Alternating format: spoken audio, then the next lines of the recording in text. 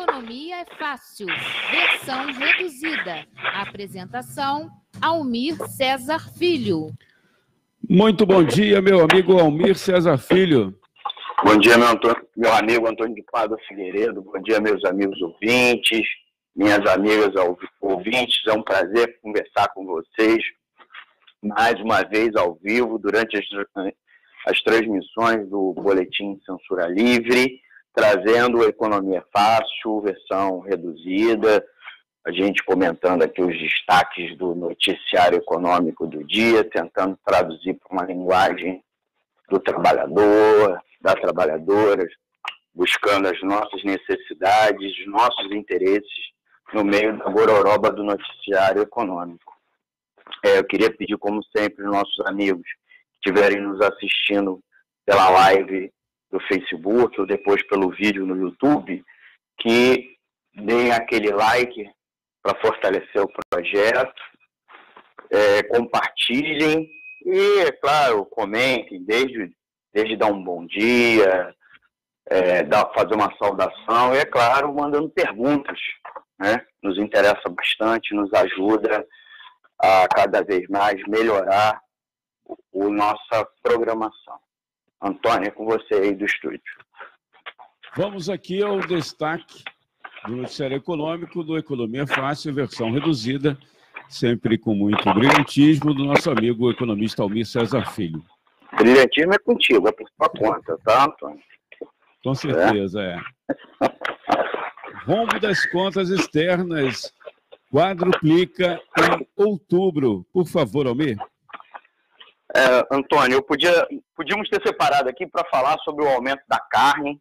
A carne explodiu, o valor dela, custando praticamente o dobro do que do último ano. Podíamos estar falando aí das declarações estapafúrdias do ministro da Economia, Paulo Guedes, que afirmou praticamente que, caso houvesse manifestações contra as medidas do governo, né, as leis, as reformas, manifestações contra o governo, que haveriam vozes a se levantar a favor de um novo AI-5, né? Algo que está causando uma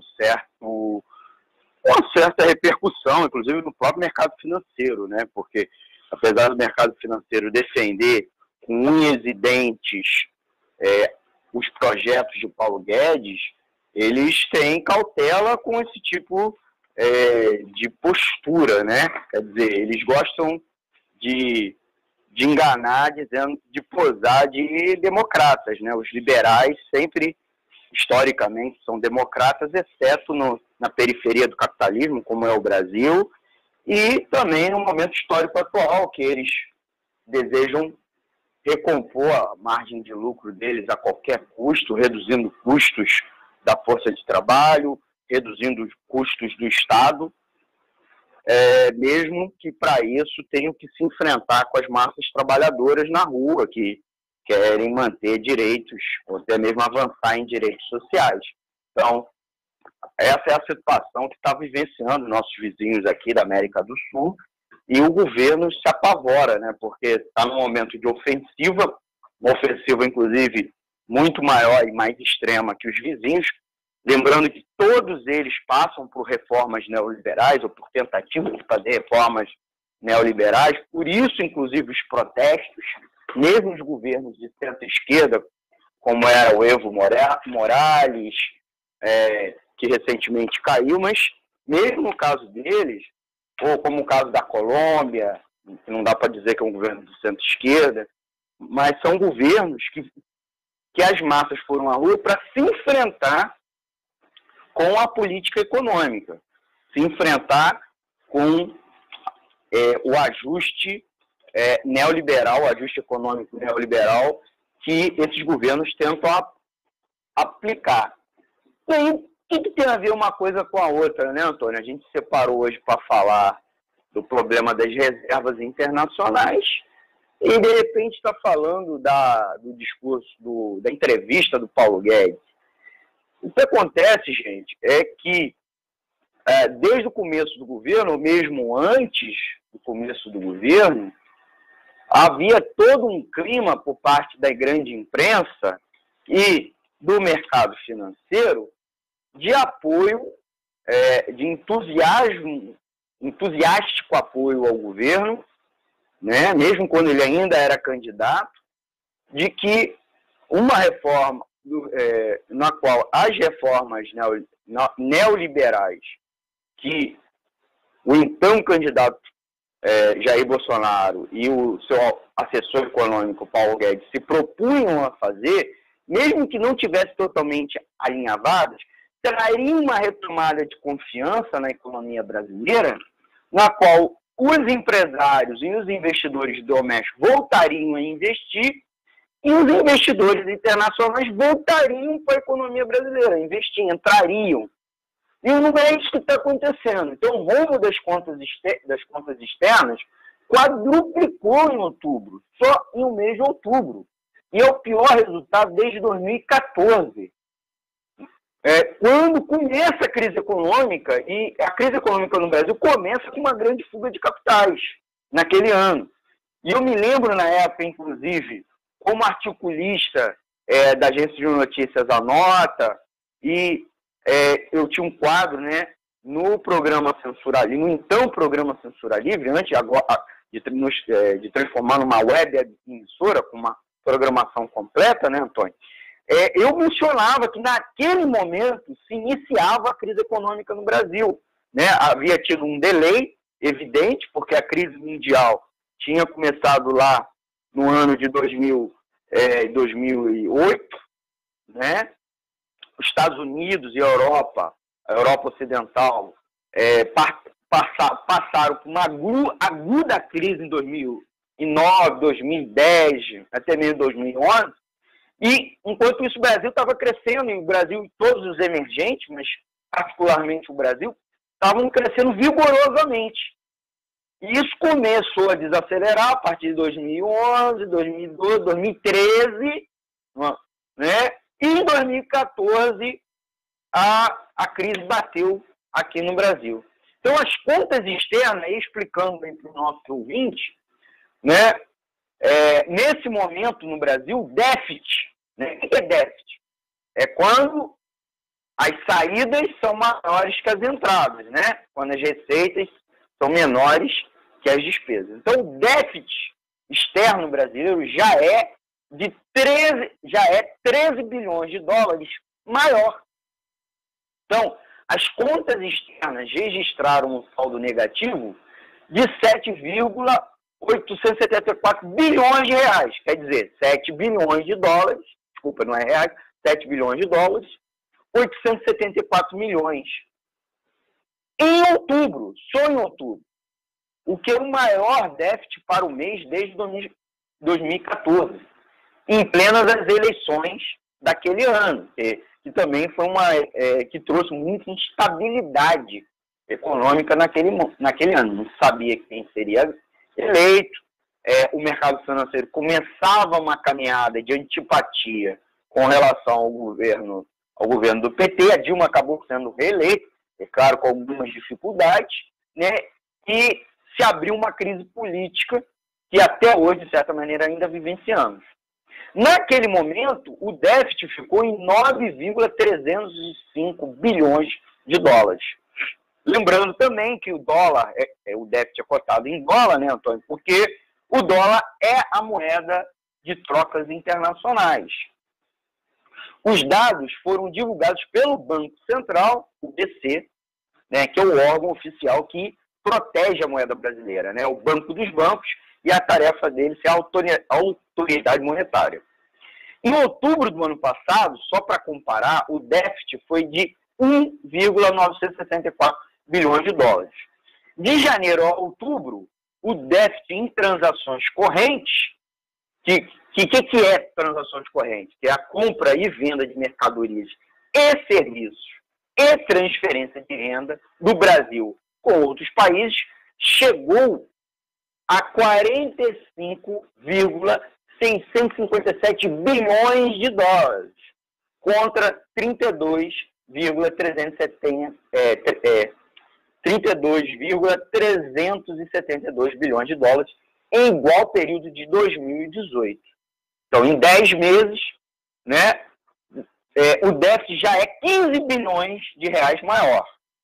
E aí é tudo em transações correntes, tudo é transações correntes, que não é só exportação e importação, mas inclui serviços, não é só bens, né? O Brasil está bem até em exportação, embora houve uma queda, mas envolve outras coisas, serviços e transferência de renda, inclui, por exemplo, royalties, pagamento de royalties de tecnologias, lucros e dividendos das multinacionais que saem para fora, etc. Então, o incremento no déficit decorreu fundamentalmente da redução no saldo positivo da balança comercial de bens de 5,3 bilhões de dólares em outubro de 2018 para 490 bilhões de reais no mês passado. Quer dizer, é uma redução, gente, de quase 10 vezes. Né? O saldo positivo caiu 10 vezes. Isso tudo, né? Bolsonaro viajando, negociando com a China, negociando com o Oriente Médio, e nós dizíamos que a política econômica e também a política de relações internacionais do Brasil penalizaria as exportações brasileiras, o que acabou acontecendo.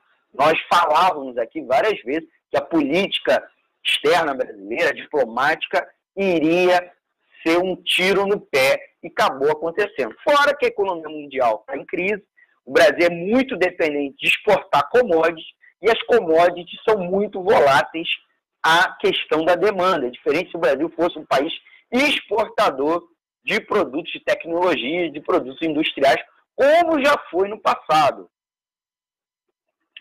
Então, gente, a remessa de lucros e dividendos, que é uma outra questão, e os pagamentos de juros e salários, que é a chamada conta-renda primária, ficou negativa em 4,856 bilhões de reais no mês e em 46,443 bilhões de dólares de janeiro a outubro.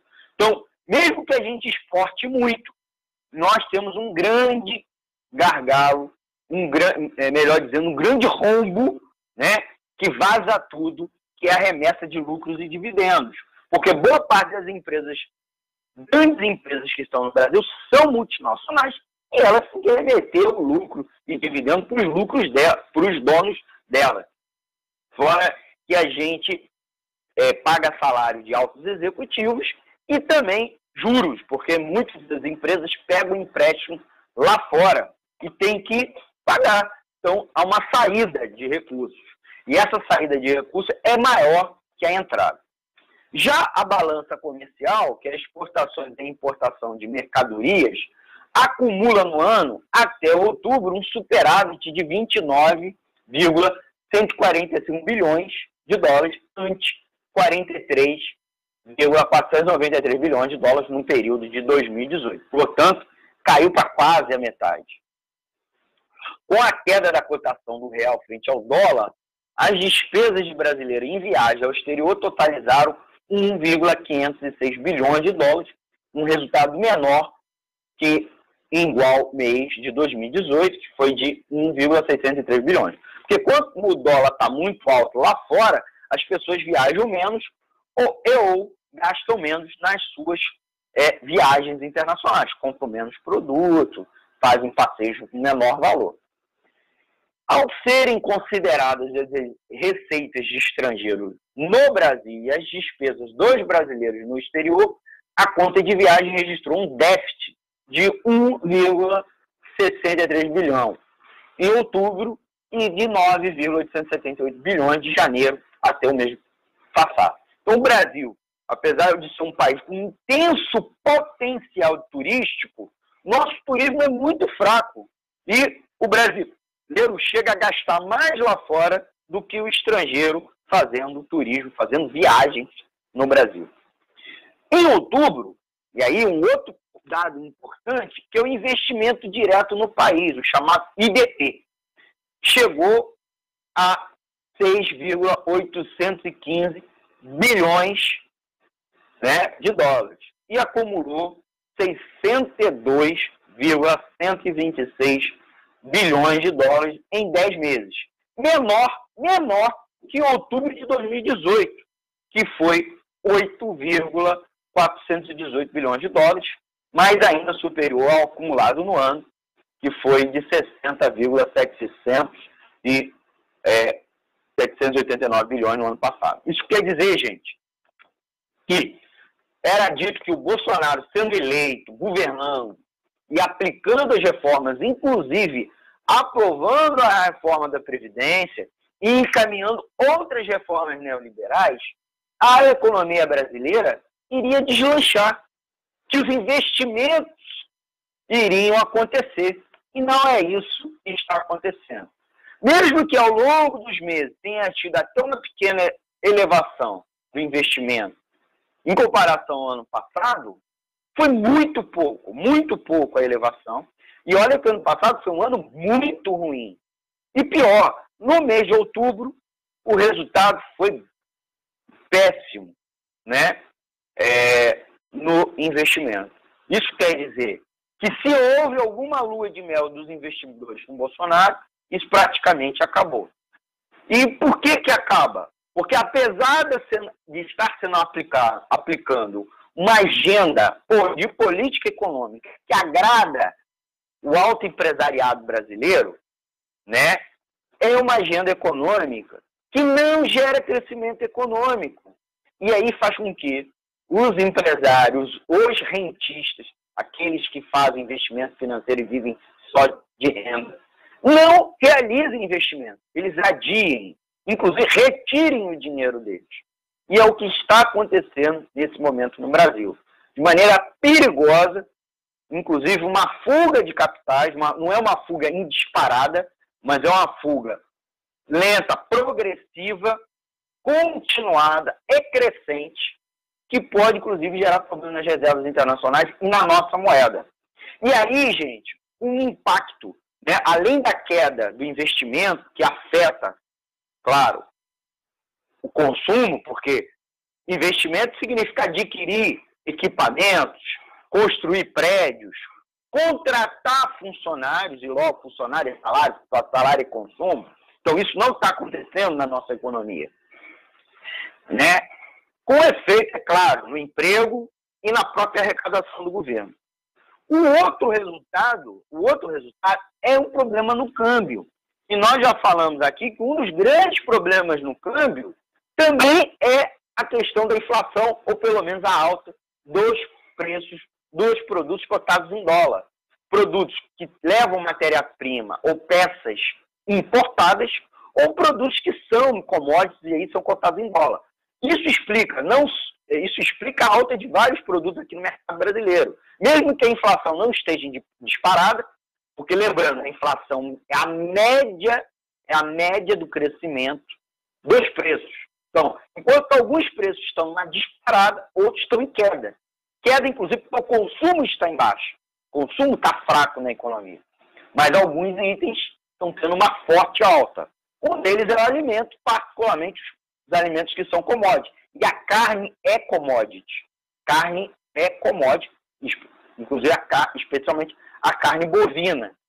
Então, além da alta do consumo, das importações que os chineses vêm fazendo, até porque a China está passando por problemas sanitários lá, pestes lá, e o Brasil não houve ganhos de produtividade na produção bovina, teve ganhos de produtividade na suína e nas aves, né, frango especialmente, não houve na produção bovina.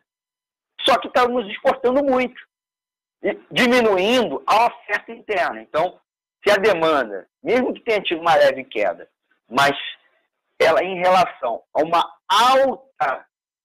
alta da demanda externa e a oferta está dada, o preço aumenta.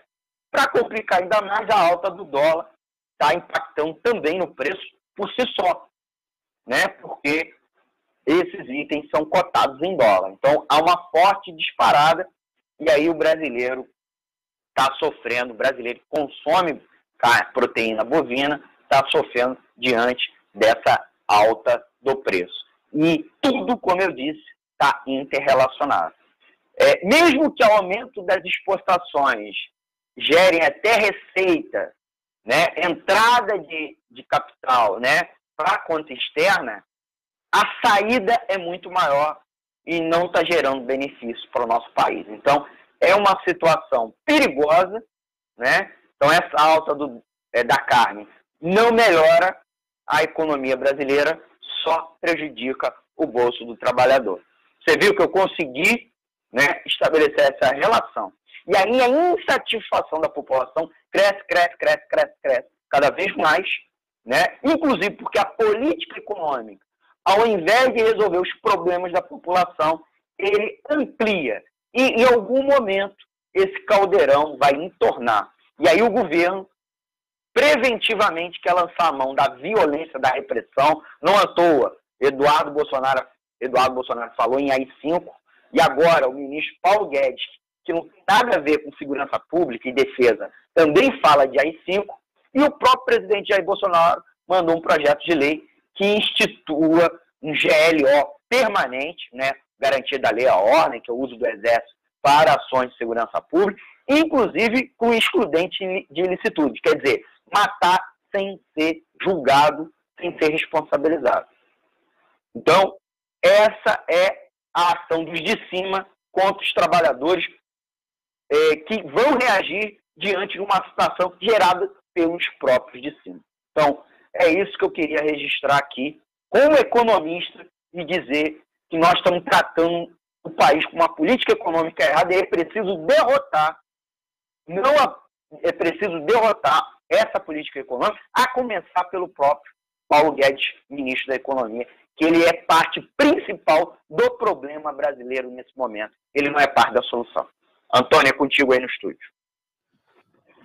Almir, pedi licença aqui para registrar a audiência de Ferraz de Vasconcelos, da Quitéria.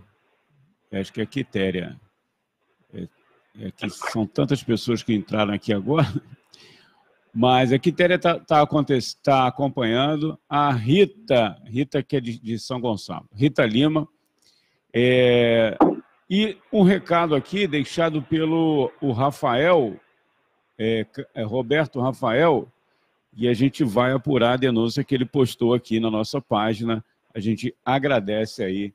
E também estão conosco Giovanni Reis de Sol, ex-vereador de São Gonçalo, Marcos Dias, Rose Edmilson, Rodrigo Pegado e a Regina Celi, lá de Duque de Caxias. Saudações rubro-negras, meu amigo. Antônio, só para encerrar, eu queria agradecer a audiência dos nossos amigos ouvintes, agradecer pela audiência, pedir para eles compartilhar, tá bom?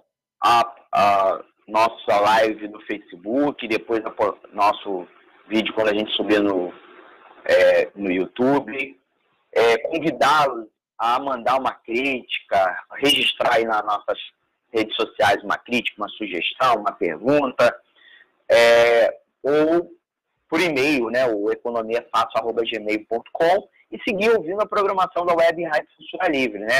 A gente vai encerrar a nossa live, a nossa participação com o quadro durante aí o teu programa, né, Antônio? Mas o programa continua até as 10 horas. Nosso programa. O nosso programa. Obrigado, Antônio.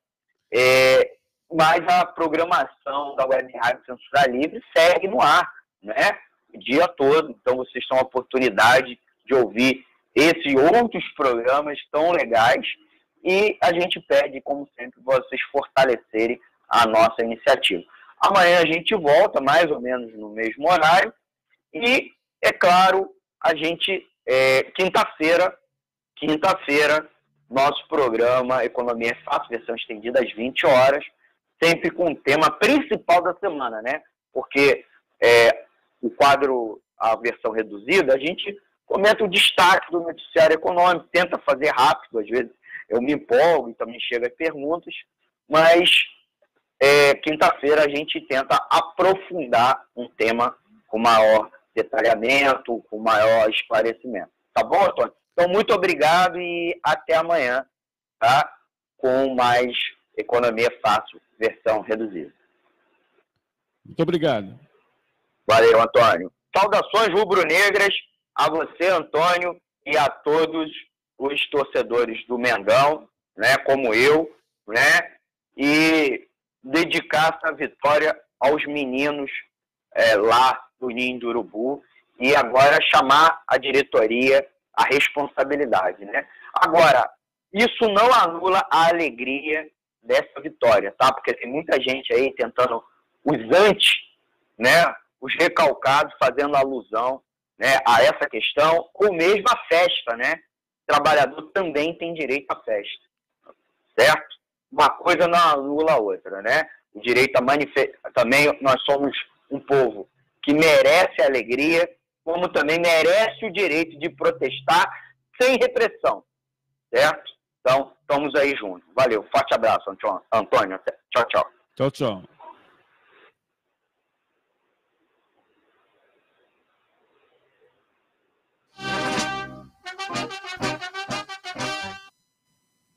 Flamengo!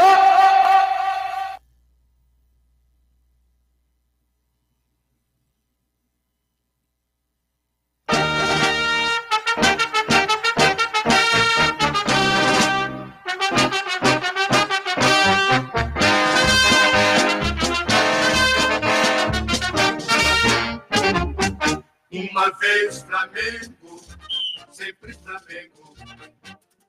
Economia é fácil, versão reduzida. Apresentação, Almir Cesar Filho. Bom, você que está